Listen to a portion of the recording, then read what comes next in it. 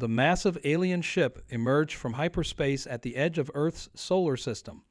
Its sleek, crystalline surface reflected the distant sunlight as it moved with graceful precision. Inside the ship, Admiral White of the Galactic Council stood on the command bridge, his tall frame casting a long shadow across the polished floor. "Primitive system," he muttered, studying the holographic display of Earth, still using fossil fuels and basic space stations. He adjusted his formal diplomatic robes, preparing for what he expected to be a simple first contact mission. But something caught his attention. His sensors officer, Lieutenant Blue, called out in surprise, "Admiral, I'm detecting an unusual number of artificial satellites around the third planet." "Military satellites?" Admiral White asked, his interest growing. "Yes, sir. Thousands of them."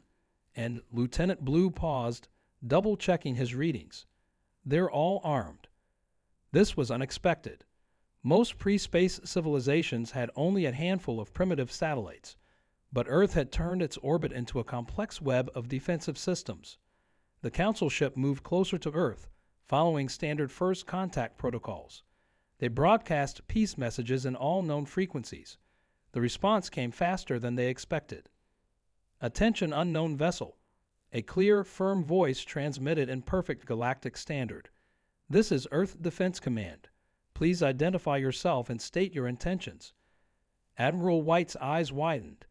"They've already decoded our language database." He turned to his communications officer. "That should have taken them weeks." Before he could respond, multiple warning signals lit up across his bridge. Hidden defense platforms around Earth's moon had activated, tracking his ship with advanced targeting systems.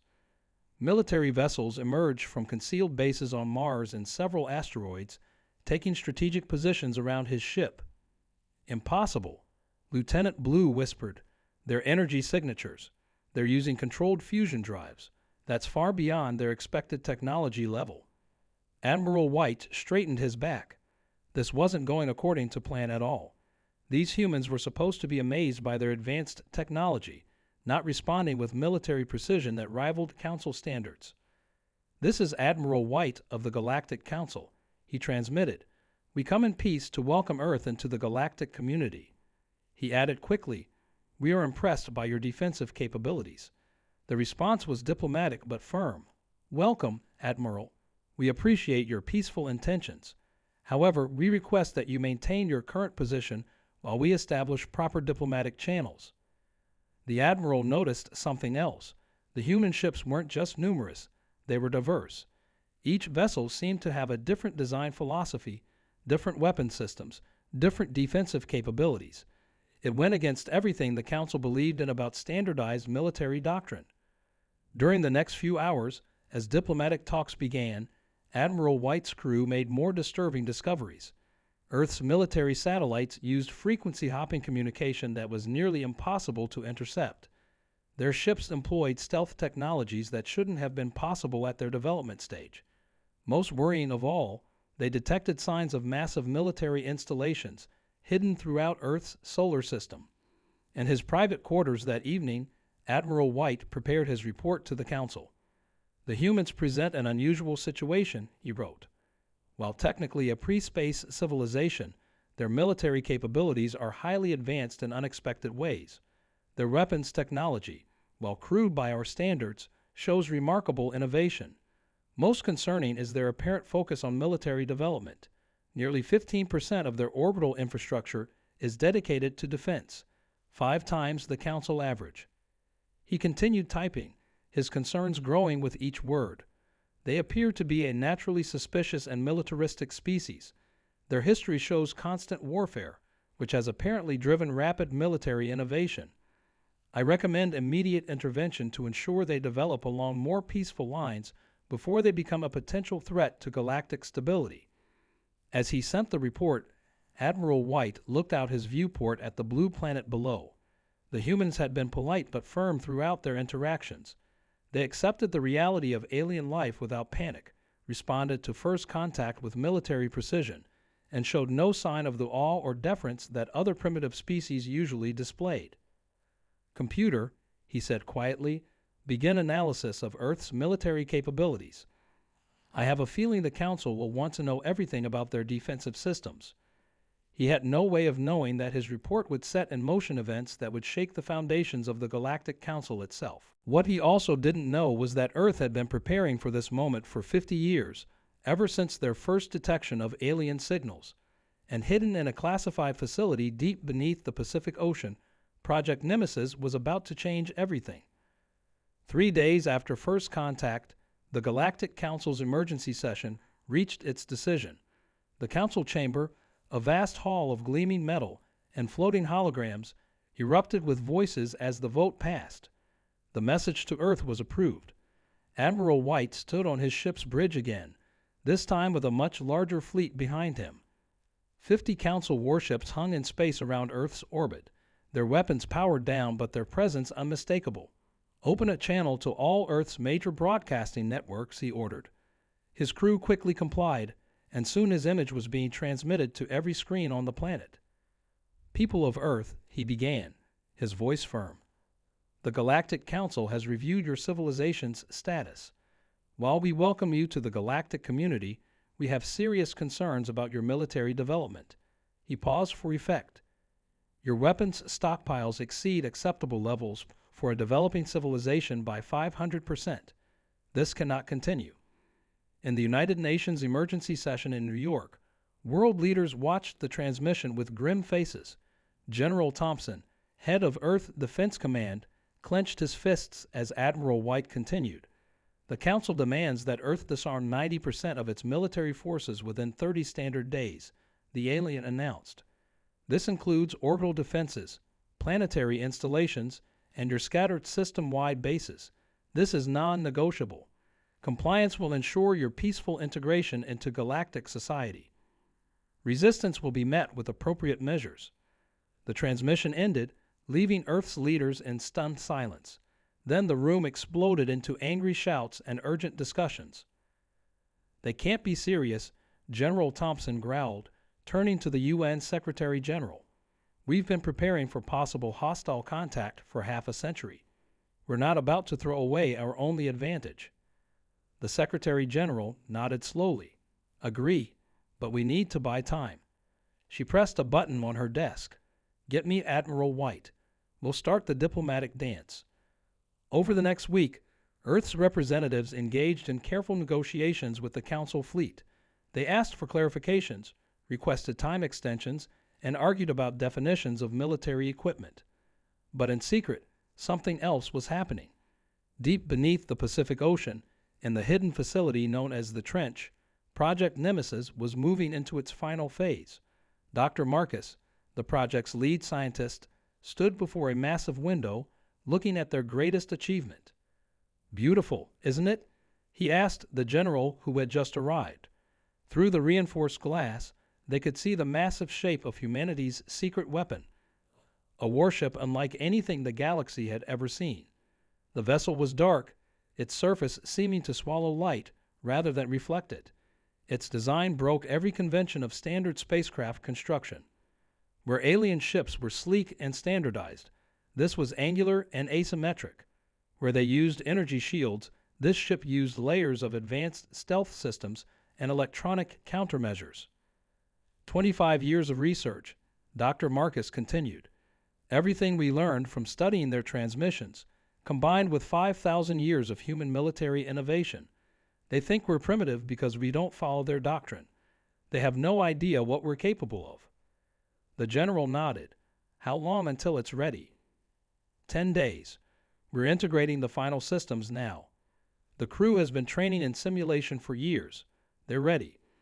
Above, in orbit, Admiral White was growing frustrated with Earth's apparent stalling tactics.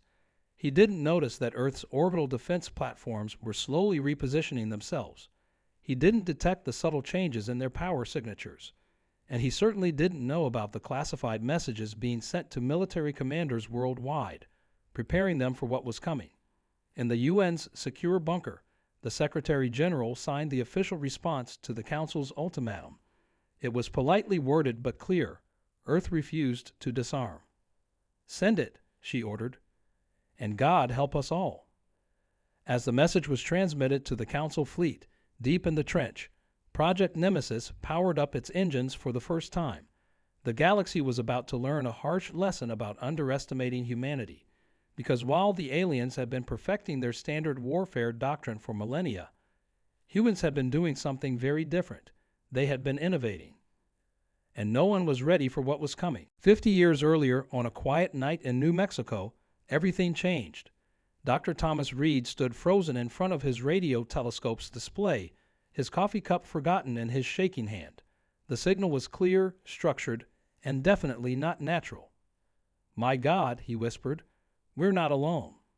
Within hours, similar reports came in from observatories around the world.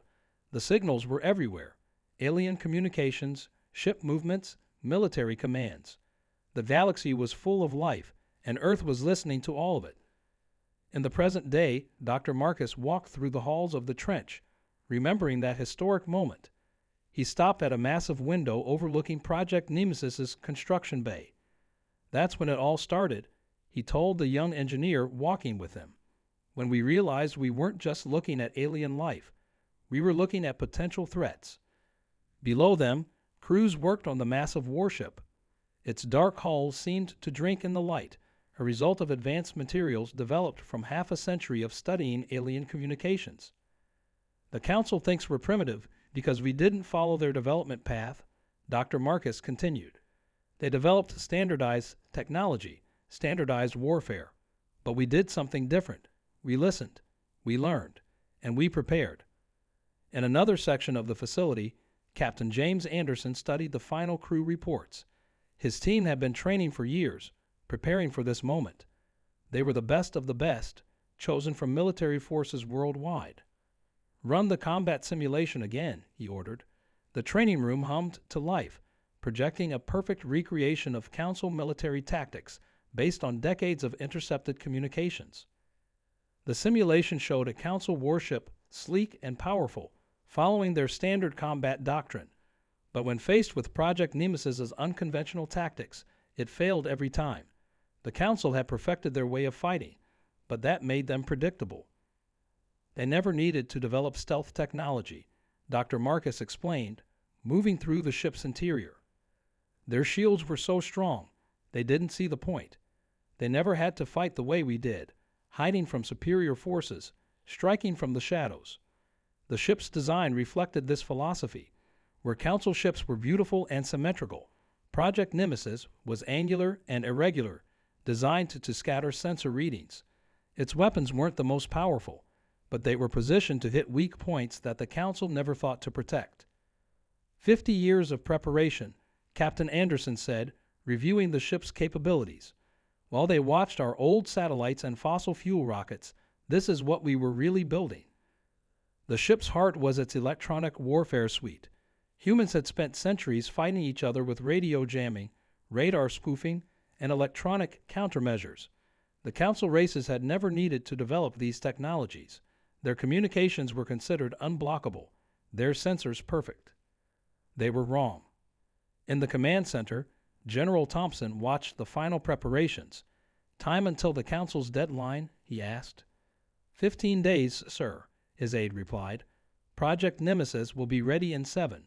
The general nodded, remembering the day he first learned about the alien signals. He was a young officer then, one of many who realized that humanity needed to prepare. Not with brute force or superior numbers, but with innovation and unconventional thinking. Down in the engineering section, technicians loaded the last of the special ammunition, missiles designed to confuse alien sensor systems, electronic warfare pods that could crack Council encryption, and weapons that targeted the weak points in their standardized designs. "They think we're primitive because we still fight each other," Dr. Marcus said, watching the preparations. "They don't understand that's exactly what made us dangerous. We never stopped innovating, never stopped finding new ways to fight." As the final systems came online, Project Nemesis hummed with power. 50 years of human military innovation, combined with careful study of alien technology, had created something unique. Not the most powerful warship in the galaxy, but perhaps the most dangerous. The Council wasn't ready for what humanity had built in secret. They weren't ready for a ship that could turn their own standardized tactics against them. They weren't ready for Project Nemesis, and time was running out. Admiral White stood on his command bridge, watching the deadline count down. Earth's leadership has made their choice, he announced to his fleet. Prepare for peacekeeping operations. The Council fleet moved into attack formation, 50 ships strong. Their energy shields hummed with power, their weapons charged. According to their tactical computers, this was more than enough force to handle a primitive civilization. They were wrong. Deep beneath the Pacific Ocean, Captain Anderson sat in Project Nemesis's command chair. All stations report, he ordered. Engineering ready. Weapons ready. Electronic warfare suite active. Stealth systems engaged. The massive underwater doors opened slowly. Project Nemesis rose from its hidden base, water streaming off its dark hull. Unlike the gleaming Council ships, it seemed to swallow light, its irregular shape confusing even simple visual tracking. Detection range? Captain Anderson asked. Council sensors showing nothing, sir, his tactical officer reported with a small smile. Their standardized systems aren't designed to look for something like us. In orbit, Admiral White's fleet began their first strike. Precise, by-the-book attacks targeted Earth's visible defense platforms. But something was wrong. The platforms weren't where they were supposed to be. Sir, Lieutenant Blue called out. These readings make no sense. I'm seeing defense platforms in multiple locations at once. What the Council didn't know was that Earth had spent decades perfecting holographic decoy technology. While they shot at ghosts, the real defense platforms were moving into position. Then Project Nemesis struck. The first sign was subtle. Council ships started losing communication with each other. Their unbreakable quantum channels fell silent, cut off by electronic warfare technology they had never thought possible. Find the source, Admiral White ordered, but his sensors showed nothing. Project Nemesis's stealth systems, built on decades of human experience in radar evasion, made it invisible to standard Council detection methods. The first Council ship died quietly. Its shields were perfect against normal weapons, but Project Nemesis didn't use normal weapons. Specialized missiles carried electronic warfare pods through the shields. After all, shields had to let communications through. Once inside, the pods shut down vital systems. Multiple ships reporting critical failures. Lieutenant Blue announced, his voice shaking. Something is shutting down their power cores, but I can't detect any enemy vessels. Admiral White gripped his command rail. This was impossible. Earth was supposed to be primitive. They were supposed to fight conventionally, to give the Council fleet a chance to demonstrate its superiority and force their surrender. Instead, his fleet was fighting ghosts. Project Nemesis moved through the Council formation like a knife through water. Its weapons weren't the strongest, but they didn't need to be. Every shot targeted weak points in the Council's standardized designs, points that human analysts had identified from decades of studying alien transmissions. New contact, a Council sensor operator shouted. For a brief moment, their scanners caught a glimpse of Project Nemesis, but the ship's irregular design confused their targeting systems, which were calibrated for standard ship configurations. What kind of ship is that? Admiral White whispered, staring at the strange readings. Before he could get an answer, his fleet's carefully coordinated formation began to fall apart. Captain Anderson watched the Council fleet's disarray with grim satisfaction. They're breaking formation, he reported. Their command and control is down. They can't coordinate their responses. The Council fleet's greatest strength, its standardization, had become its greatest weakness. Unable to communicate, unable to coordinate, each ship fell back on standard doctrine, and that made them predictable. Project Nemesis struck again and again, never staying visible long enough for a counterattack. Council shields designed to stop powerful energy weapons proved useless against human-designed electronic warfare. Ships began to drift, their systems corrupted or shut down. Admiral White watched in horror as his mighty fleet was picked apart by an enemy they couldn't even see properly. Everything he knew about warfare, about how primitive species were supposed to fight, was being proven wrong. The battle lasted less than an hour. When it was over, 15 Council ships were dead in space, their systems completely shut down. The rest were scattered, their perfect formation broken, their confidence shattered. Project Nemesis disappeared as quickly as it had appeared, leaving the Council fleet with a terrifying realization. They weren't ready for this kind of warfare. They weren't ready for humanity. And this was just the beginning. The Grand Council chamber fell silent as Admiral White's report ended. The holographic display showed the battle footage, or what little their sensors had managed to capture of Project Nemesis. Impossible, one council member whispered. Their technology level, they shouldn't be capable of this. High Commander Stone, leader of the council's military forces, stepped forward. His usually confident expression was replaced with worry. We made a serious mistake, he announced. We judged Earth's capabilities by our standards. We were wrong. The display shifted to show analysis of Project Nemesis's attack patterns. The ship had targeted weak points in council ship designs that even they hadn't known existed. Points where shield harmonics overlapped, spots where sensor coverage was incomplete, gaps in their defensive systems that came from thousands of years of standardization. How did they know? Another council member demanded. How did they find these weaknesses? In orbit around Earth, the remaining council ships maintained a safe distance. Their sensors now picked up hundreds of new signals. Earth's military wasn't hiding anymore. Defense platforms decloaked, revealing far more weapons than the Council had initially detected. Admiral White, now back on his flagship, watched the new sensor data with growing understanding. They've been preparing for this for decades, he said to his officers. While we watched their primitive space program, they were studying us, learning our weaknesses. On Earth, in the trench facility, Dr. Marcus showed General Thompson the latest battle analysis. The Council's biggest weakness was their success, he explained. They never had to develop stealth technology, electronic warfare, or countermeasures. Their shields and weapons were so powerful, they thought they were enough. Project Nemesis sat in its underwater dock, being recharged and resupplied. Its dark hull showed no signs of damage. The Council fleet hadn't managed to land a single hit. 5,000 years of human warfare taught us something they never learned. Captain Anderson told his crew during the debriefing. It's not always about having the biggest guns. Sometimes it's about making sure the enemy can't use their guns at all. In the Council chamber, the debate grew heated. Their ship, High Commander Stone continued, it's not just advanced. It's different. Everything about it goes against standard military doctrine. The design, the weapons, the tactics. He paused, letting the implications sink in. We'd spent thousands of years perfecting our military technology, making everything standardized, compatible, efficient. But the humans, they took a different path.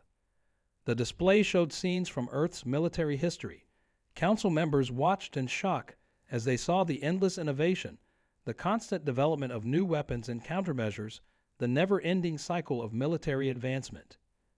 Every time humans faced a stronger enemy, Stone explained, they didn't try to match their strength. They found ways around it.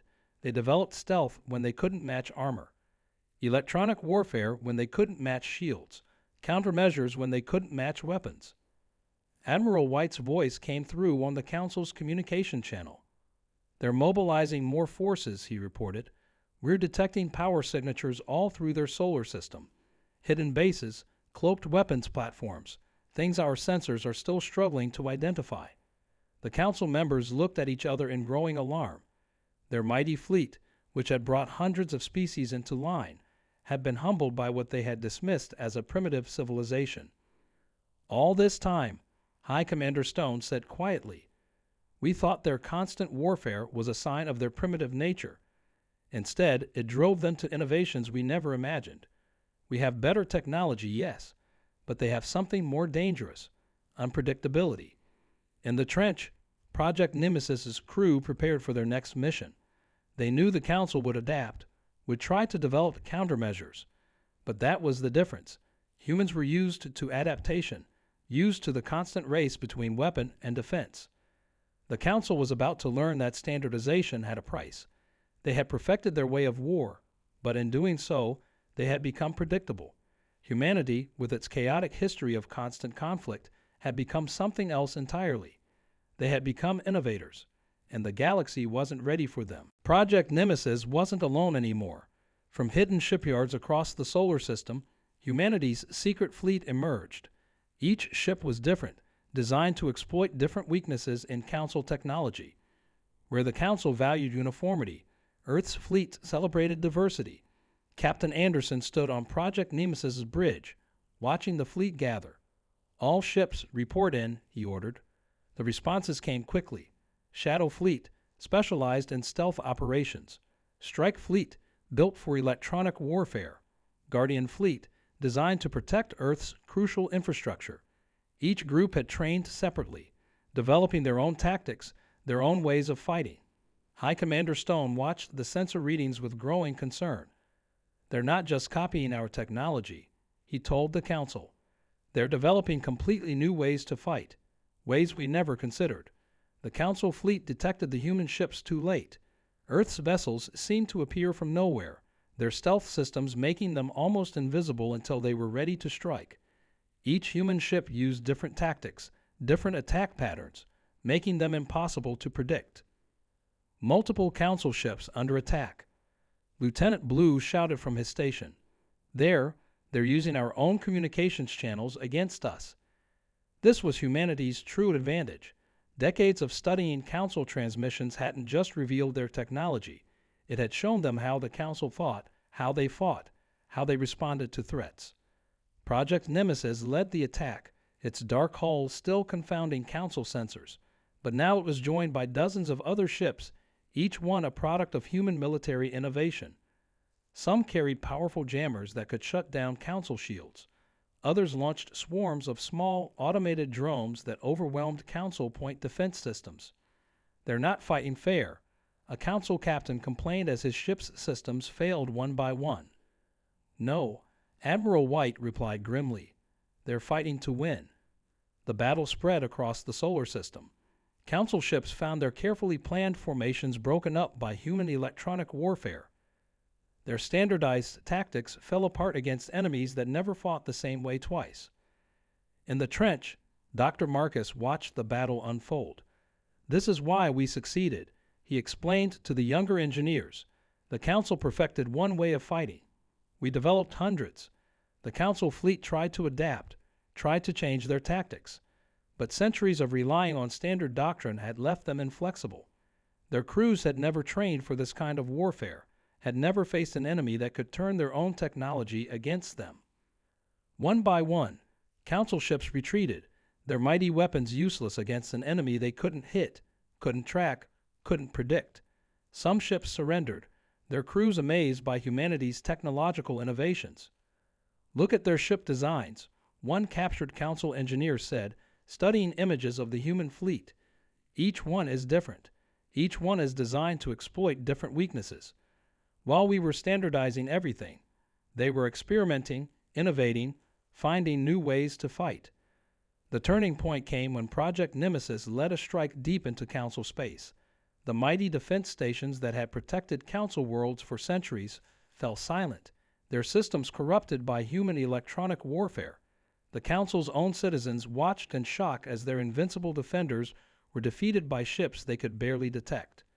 Other species in the galaxy took notice. Civilizations that had been forced to follow Council doctrine began to question their leaders. If humans could defeat the Council's standardized military, what else was possible? "The galaxy is changing," High Commander Stone reported to the Council. "Earth's success has shown everyone the price of our standardization. Our strength became our weakness." In Earth orbit, Captain Anderson received new orders. The Council fleet was retreating, but humanity wasn't going to stop. They had spent 50 years preparing for this moment, developing technologies and tactics that the Council had never imagined. "All ships, form up," he ordered. "The Council needs to understand something. We're not just defending ourselves anymore.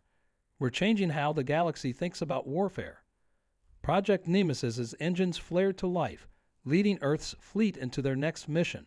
The age of standard military doctrine was over. The time of innovation had begun, and humanity was leading the way. The Grand Council chamber looked very different now. Where once only Council members sat, representatives from Earth now held seats of honor. Project Nemesis hung in orbit above the Council capital world, not as a threat, but as a reminder of how much things had changed. Admiral White stood before the assembled representatives, his voice clear and strong. 3 months ago, we thought we were going to teach humanity about galactic civilization. Instead, they taught us about innovation. The peace treaty was displayed on massive screens around the chamber. It wasn't just a surrender document. It was the beginning of something new. Earth would join the Council not as a subject race, but as an equal partner.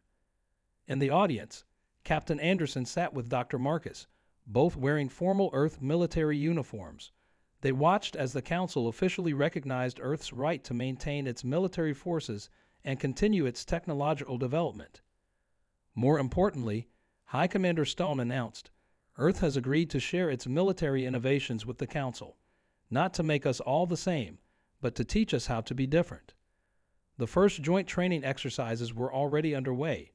Council ships were learning about stealth technology, electronic warfare, and the importance of unpredictable tactics.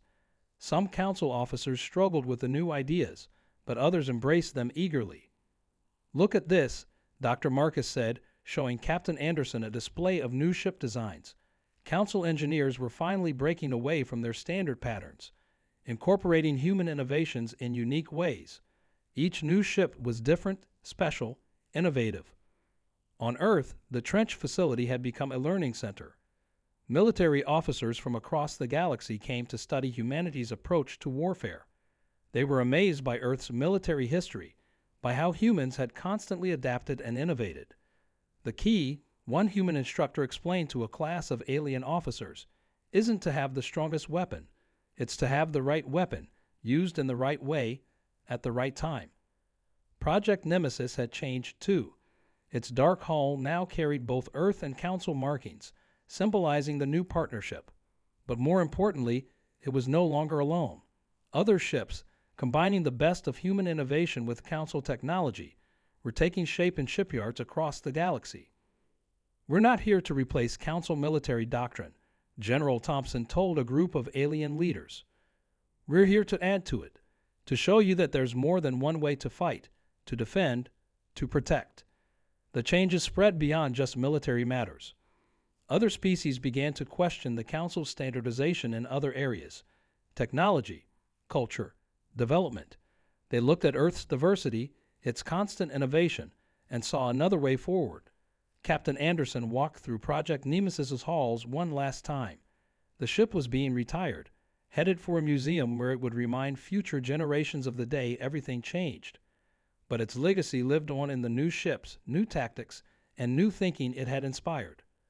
No more forcing everyone to be the same, Admiral White said in his closing speech to the Council. No more assuming that our way is the only way. Earth showed us that strength comes from diversity, from innovation, from being willing to try new things. Dr. Marcus stood in the Trench's main control room, now filled with aliens learning about human military technology. We spent 50 years preparing for war, he told them. Instead, we ended up teaching peace through strength. Real peace, not through forcing others to be like us, but by showing them how to be themselves. The galaxy was changing. The Council still existed, still helped coordinate between species, but it no longer demanded uniformity. Each civilization was free to develop in its own way, to innovate, to find its own path. And high above Earth, a new generation of ships patrolled. Some were sleek and powerful like traditional Council vessels. Others were dark and stealthy like Project Nemesis. Each was different, each was special. Each represented the best of both human innovation and Council technology. The age of standardization was over. The age of innovation had begun. And it all started because no one was ready for Earth's deadly warship, a ship that proved that sometimes the best way to create peace was to be prepared for war in ways no one expected. The galaxy would never be the same again, and that was exactly what humanity had hoped for all along.